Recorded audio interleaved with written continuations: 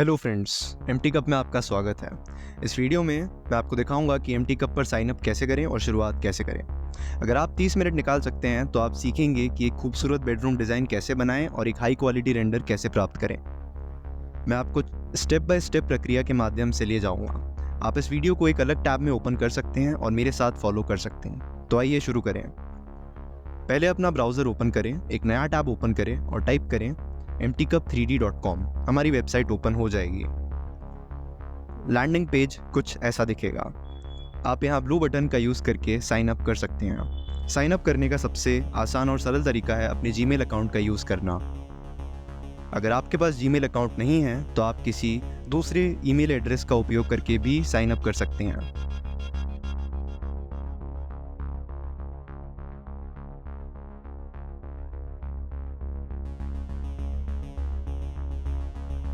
यह आपका home page है। आप इस बटन पर क्लिक करके एक नया प्रोजेक्ट बना सकते हैं। प्रोजेक्ट का नाम एंटर करें। प्रोजेक्ट बनने के बाद प्रोजेक्ट पेज ओपन हो जाएगा। पूरा प्रोजेक्ट डिज़ाइन इस पेज पर ही होगा। इस पेज पर आपके पास एक 2D कैनवास है। यह आपके फ्लोर प्लान का टॉप व्यू दिखाता है। आप यहाँ साइड बार से कैमरे, फिटिंग और फर्नीचर ऐड कर सकते हैं। जब आप अपने फ्लोर प्लान पर ऑब्जेक्ट्स ऐड करेंगे तो आप यहाँ 2D 3D बटन का यूज़ करके 3D में पूरे सीन को देख सकते हैं। आइए एक रूम ऐड करने की कोशिश करें। आप अपने माउस स्क्रॉल का यूज़ करके कैनवास पर zoom in and zoom out कर सकते हैं। आप राइट क्लिक का यूज़ करके कैनवास को मूव भी कर सकते हैं। अगर कभी भी कैनवास सही पोजीशन में नहीं है तो आप इसे रीसेट भी कर सकते हैं। अब आइए रूम का साइज़ बढ़ाएं। साइज यहाँ एजेस पर दिखाया गया है। अब चलिए एक अटैच बाथरूम ऐड करते हैं। आप साइड बार से किसी भी ऑब्जेक्ट के डायमेंशंस को भी चेंज कर सकते हैं।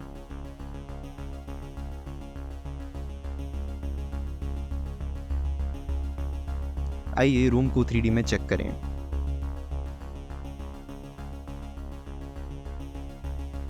थ्री में आप मॉडल को किसी भी डायरेक्शन से देख सकते हैं।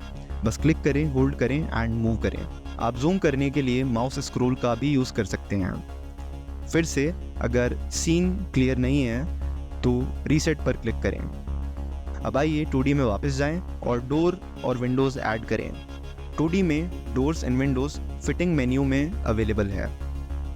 आइए एक लेफ्ट डोर को ऐड करें। डोर को वॉल पर मूव करें। एक और डोर को ऐड करें। यह लेफ्ट साइड ओपन होगा। आप इस प्रकार डोर को रोटेट कर सकते हैं। आप किसी भी ऑब्जेक्ट को 90 डिग्री घुमाने के लिए कीबोर्ड पर Q प्रेस कर सकते हैं। यह बहुत ही उपयोगी शॉर्टकट है।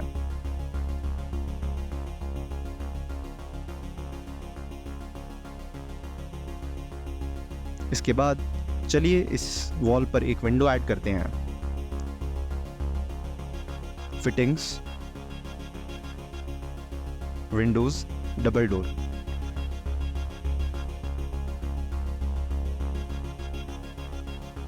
Q को रोटेट करने के लिए प्रेस करें।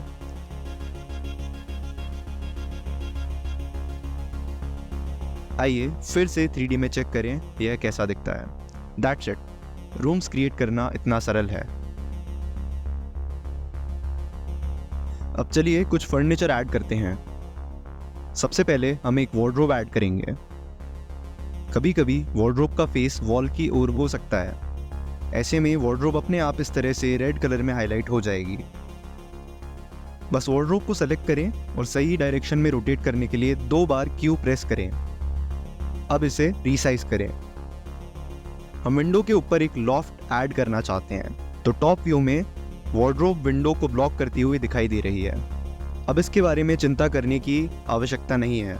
हम बाद में वार्डरोब के डिज़ाइन को कस्टमाइज करेंगे। अगला हम एक सिंपल टीवी यूनिट ऐड करेंगे।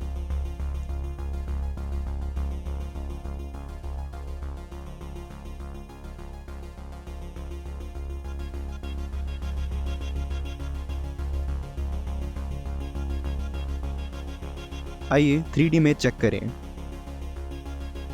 हमारे लिए वार्डरोब और टीवी यूनिट के लिए एक डिफ़ॉल्ट डिज़ाइन प्रदान किया गया है। हम इसे बाद में कस्टमाइज कर सकते हैं। पहले आइए अन्य फर्नीचर ऐड करें। वापस 2D में जाएं। आइए एक बेड ऐड करें। आप साइड बार में फर्नीचर मेन्यू के द्वारा बेड को ऐड कर सकते हैं। आपको यहाँ सभी आवश्यक बेड्स दिखाए जाएंगे।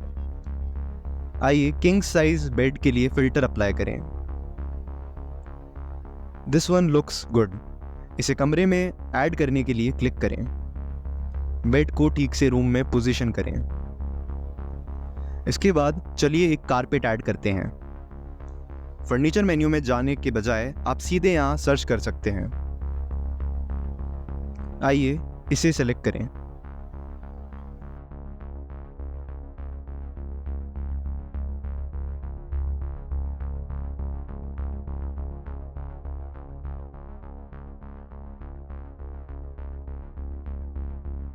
हम इस कोने में एक स्टडी टेबल ऐड कर सकते हैं। 1 या 2 प्रोजेक्ट बनाने के बाद आपको अपने आप पूरे कैटलॉग का अंदाजा हो जाएगा। यह बहुत स्वाभाविक और नेचुरल लगेगा।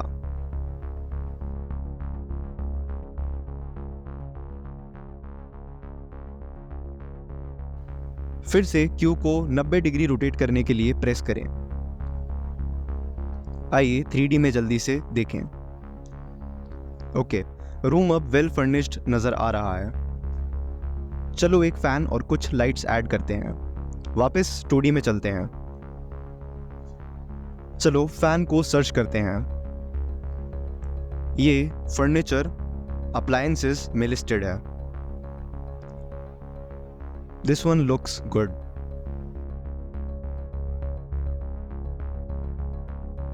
साइड बार में यहाँ एक ऑप्शन है जिसे आउट कहा जाता है। आउट वैल्यू रूम के फ्लोर और ऑब्जेक्ट के नीचे के बीच का डिस्टेंस है। तो फैन का निचला हिस्सा फ्लोर से 8 फीट 4 इंच दूर है। क्योंकि फैन की ऊंचाई 1 फीट 2 इंच है, फैन का शीर्ष 9 फीट 6 इंच होगा। तो अब वो छत को छू रहा है। याद रखें, हमने अभी तक वास्तव में कुछ भी नहीं बदला है। फैन ऑटोमेटिकली छत से जुड़ जाता है। आइए इसे 3D में जल्दी से वेरीफाई करें। हाँ, फैन छत से जुड़ा हुआ है। अब आइए कुछ सीलिंग लाइट्स ऐड करते हैं। फिर से 2D में वापस जाएं। Lights, ceiling. हम साधारण पैनल लाइट ऐड करेंगे। आइए इस कमरे के लिए 4 सिमिलर सीलिंग लाइट्स ऐड करें। आप कंट्रोल C का उपयोग करके किसी भी ऑब्जेक्ट को डुप्लीकेट कर सकते हैं। जब आप किसी ऑब्जेक्ट को मूव कर रहे होते हैं तो आपको ये रेड लाइंस दिखाई देती हैं। ये रेड लाइंस दिखाती हैं कि ऑब्जेक्ट रूम की बाकी ऑब्जेक्ट्स के साथ अलाइन हो रही है या नहीं। एक बहुत उपयोगी बात ध्यान में रखने की है, जो है अंडू। किसी भी गलती की स्थिति में आप हमेशा अंतिम परिवर्तन को वापस करने के लिए कंट्रोल Z को प्रेस कर सकते हैं। आप कई परिवर्तनों को वापस करने के लिए भी अंडू को इस्तेमाल कर सकते हैं। आइए इसे 3D में चेक करें। ठीक है, हम फैन और सीलिंग लाइट्स ऐड कर चुके हैं। अब चलिए कुछ डेकोर आइटम्स ऐड करते हैं। कई बार केवल डेकोर ऐड करने से डिज़ाइन को एक पूर्ण एहसास मिलेगा। बिना डेकोरेशन के डिज़ाइन खाली और अधूरा लग सकता है। हम बेड के ऊपर एक डिज़ाइन ऐड करेंगे और शायद यहाँ एक घड़ी। एक बार फिर 2D में वापस जाएं। आपको सभी सजावट वाली ऑब्जेक्ट्स डेकोर मेन्यू में मिलेंगी। चलिए घड़ी से शुरू करते हैं। ये वाला इंटरेस्टिंग लग रहा है। छोटी ऑब्जेक्ट्स का सिलेक्शन करना कभी कभी चुनौतीपूर्ण होता है। आपको जूम इन करके सावधानी से सेलेक्ट करना होता है। जब आपका माउस पॉइंटर ऑब्जेक्ट पर होता है तो यह शेप बदलता है। जब यह शेप बदलता है तो आप इसे उठाने के लिए क्लिक कर सकते हैं। फिर जूम आउट करें और इसे जहां चाहें मूव करें। फिर से क्लिक करें और छोड़ें। डन। पिक और मूव सभी ऑब्जेक्ट्स के साथ 2D में काम करता है। उठाने के लिए क्लिक करें, स्वतंत्र रूप से मूव करें, फिर से छोड़ने के लिए वापस क्लिक करें। अगला, चलिए बेड के पीछे एक वॉल फिटिंग ऐड करते हैं। वॉल फिटिंग भी डेकोर के अंतर्गत होगी, लेकिन हम डायरेक्टली सर्च कर सकते हैं।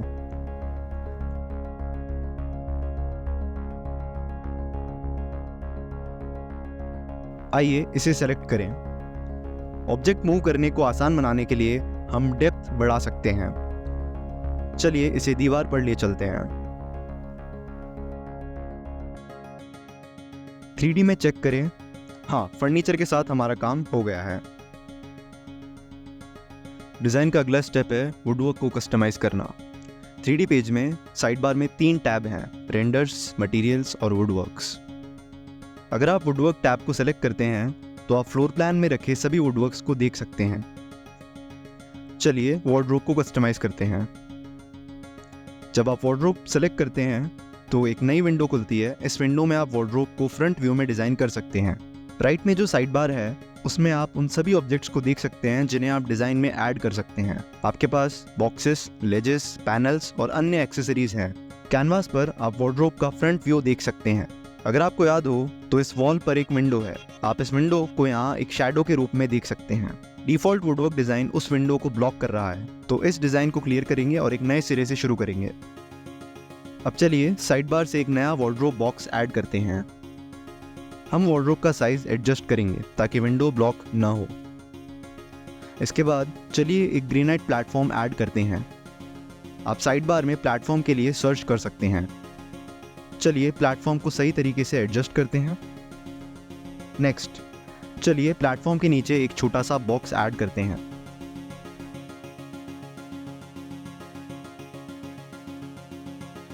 हम यहाँ एक लॉफ्ट रखेंगे। हम एक 2 इंचेस की लेज ऐड कर सकते हैं ताकि लॉफ्ट और वार्डरोब को सेपरेट कर सकें। साइड बार, लेज, हॉरिजॉन्टल। चलिए लॉफ्ट के लिए कारकस ऐड करते हैं।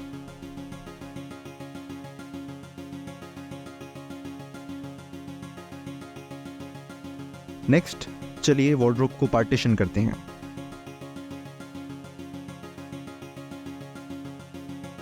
पार्टीशंस ऐड करने के लिए पहले वार्डरोब को सेलेक्ट करें। फिर जैसे ही आप माउस को मूव करते हैं यह एक इंडिकेटर दिखाएगा। आप बस क्लिक करके पार्टीशन क्रिएट कर सकते हैं। आप हॉरिजॉन्टल पार्टीशन भी कर सकते हैं इस आइकन पर क्लिक करके। जब आप माउस को किसी सेक्शन पर होवर करते हैं तो आप लेफ्ट में ये गियर आइकन देखेंगे। ये एक सेटिंग्स आइकन है। अगर आप इस आइकन पर क्लिक करते हैं तो आपको इस सेक्शन के लिए सभी विकल्प दिखाई देंगे जिन्हें आप बदल सकते हैं। चलिए इस सेक्शन के लिए सिंगल डोर सेट करते हैं। डन। नेक्स्ट, चलिए इस दरवाजे में एक मिरर ऐड करते हैं। डन। चलिए इस सेक्शन के निचले आधे हिस्से को 3 ड्रॉवर्स के चेस्ट में बदलते हैं। हम सेटिंग्स मेन्यू से टाइप ऑफ सेक्शन भी बदल सकते हैं। हम इसे एक्सटर्नल ड्रॉवर्स में बदल देंगे। चलिए इसे डबल डोर वाले 2 सेक्शंस में डिवाइड करते हैं।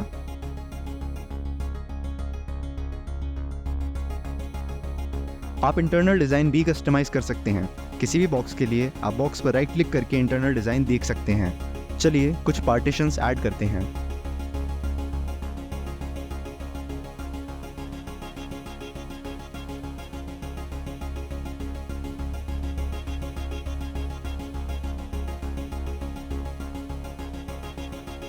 हम इंटरनल ड्रॉअर्स भी ऐड कर सकते हैं।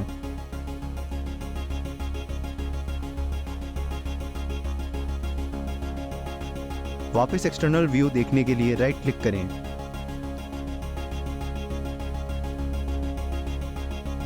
चलिए लॉफ्ट को भी पार्टीशन करते हैं।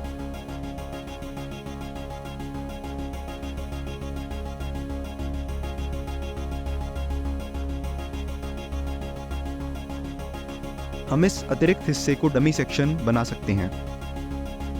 वार्डरोब डिज़ाइन लगभग कंप्लीट लग रहा है। चलिए डिज़ाइन को सेव करते हैं और इस पेज को क्लोज करते हैं। जैसा कि आप देख सकते हैं 3D मॉडल तुरंत अपडेट हो गया है। वुडवर्क्स को कस्टमाइज करने के लिए और भी बहुत कुछ है। हम इसे अगली वीडियो में विस्तार में जानेंगे। देखते हैं कि कैसे हम मटेरियल्स को कस्टमाइज कर सकते हैं। हम 3D में मटेरियल्स को भी कस्टमाइज कर सकते हैं। 3D में 2 व्यू हैं। जो व्यू हम अभी देख रहे हैं वो टॉप व्यू है। एक और व्यू है जिसे वॉक इन कहा जाता है। अगर आप इस पर क्लिक करते हैं तो आप रूम के अंदर चल सकते हैं। चलिए इसे टेस्ट करते हैं। ठीक है, अब हम डोर के पास खड़े हैं। हम लेफ्ट क्लिक का यूज़ करके चारों ओर देख सकते हैं और माउस स्क्रॉल का उपयोग करके आगे और पीछे जा सकते हैं। हम कीबोर्ड पर एरो कीज़ का उपयोग करके भी आगे या पीछे जा सकते हैं और साइड एरो कीज़ का उपयोग करके दाएं या बाएं घूम सकते हैं। अगर आपको कभी भी चारों ओर घूमने में कोई कठिनाई हो तो बस यहाँ रीसेट ऑप्शन पर क्लिक करें। ये व्यू हमारे मटेरियल्स को कस्टमाइज करने के लिए अच्छा है क्योंकि हम सब कुछ करीब से देख सकते हैं। अब चलिए बेड के लिए फैब्रिक मटेरियल्स को बदलने की कोशिश करते हैं। मटेरियल्स बदलने के लिए सबसे पहले हमें मटेरियल्स टैब खोलना होगा। चलिए ऑल पर क्लिक करते हैं। यह हमें लाइब्रेरी में सभी मटेरियल्स दिखाएगा। यहाँ 30,000 से अधिक मटेरियल्स मौजूद हैं। हम इन फिल्टर्स का उपयोग करके मटेरियल के टाइप को फिल्टर कर सकते हैं। चलिए फैब्रिक सेलेक्ट करते हैं। अगर कोई मटेरियल सेलेक्टेड होता है तो आप साइड बार में प्रीव्यू देख सकते हैं। जब कोई मटेरियल सेलेक्टेड होता है तो माउस पॉइंटर हैंड से ब्रश में बदल जाता है। जब ये ब्रश जैसा दिखता है तो मटेरियल को अप्लाई करने के लिए आप बस क्लिक कर सकते हैं। अब मैं इन पिलोज से सफेद फैब्रिक को गद्दे पर अप्लाई करना चाहता हूं, तो मैं सफेद मटेरियल को कैसे सेलेक्ट करूं? अगर आप कीबोर्ड पर आई की प्रेस करते हैं, आई फॉर इंक पिकर, तो आपका पॉइंटर एक इंक पिकर में बदल जाएगा। अब अगर आप किसी भी मटेरियल पर क्लिक करते हैं तो मटेरियल ऑटोमेटिकली सेलेक्ट हो जाएगा। फिर पॉइंटर फिर से ब्रश में बदल जाएगा। अब आप इस मटेरियल को अन्य ऑब्जेक्ट्स पर अप्लाई कर सकते हैं। चलिए कुछ और मटेरियल्स कस्टमाइज करते हैं। हम कारपेट डिजाइन बदलेंगे। आप मटेरियल को सर्च बार का यूज करके भी सर्च कर सकते हैं।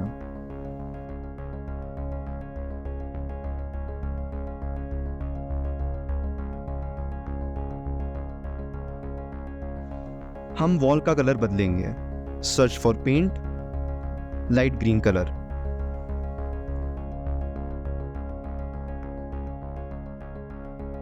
आइए बेड के फ्रेम का कलर बदलते हैं।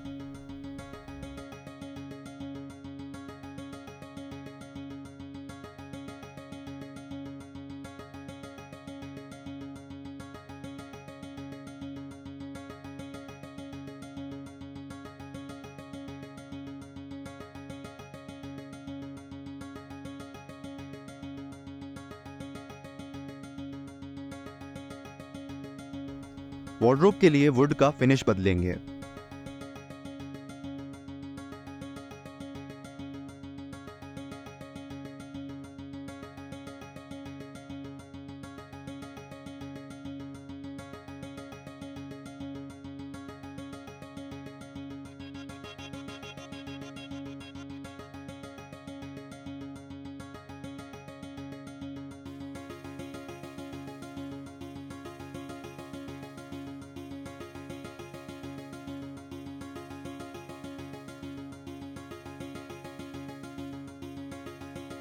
हर मटेरियल के लिए आप साइड बार पर मटेरियल के फिनिश को कस्टमाइज कर सकते हैं।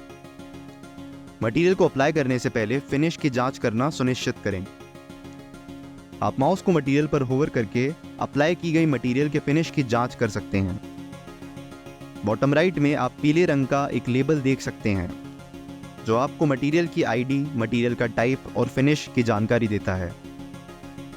कभी कभी आप एक अकेली मेश के लिए मटेरियल को अप्लाई करना चाह सकते हैं। उदाहरण के लिए हम केवल वार्डरोब के एक दरवाजे के लिए एक अलग मटेरियल अप्लाई करना चाह सकते हैं। इसके लिए आपको कीबोर्ड पर कंट्रोल की दबाकर क्लिक करना होगा। मैक उपयोगकर्ताओं के लिए यह कमांड की है। चलिए लाइट के मटेरियल्स को भी बदलते हैं।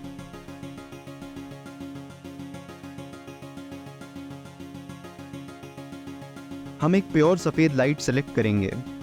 आप मटेरियल के फिनिश की तरह लाइट की तीव्रता, इंटेंसिटी को कस्टमाइज कर सकते हैं। यह विकल्प बढ़ती तीव्रता के क्रम में है। पैनल लाइट सबसे मजबूत है, ग्लो सबसे कम तीव्रता है, जिसका उपयोग टीवी या लैपटॉप स्क्रीन के लिए किया जा सकता है।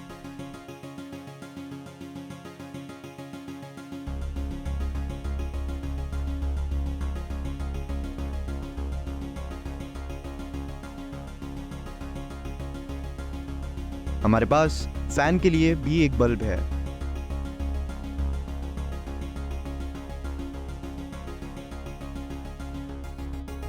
चलिए फ्लोर के मटेरियल्स को भी बदलते हैं। हम ग्लॉसी फिनिश का उपयोग करेंगे। Done, that's it. Materials customise करना काफी सरल है।